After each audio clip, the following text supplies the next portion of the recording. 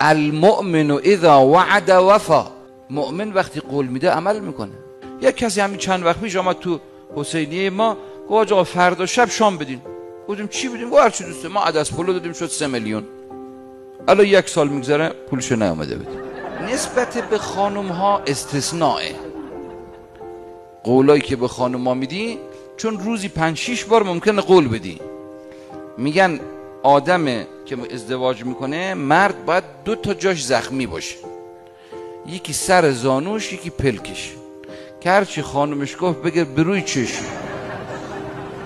شبم که آمد خونه بزنه رو زانوش بگه آخ یادم رفت. این 2 تا باید پینه ببنده، از بس هی قول بده. ولی وقتی عهدی میدی، وقتی چک میدی، وقتی امضا میکنی، وقتی قرارداد مینویسی، وقتی میری قولنامه مینویسی، وقتی بدون نوشتن قول میدی، وقتی حرف میزنی به کسی، المؤمن اذا وعده بگو وفا.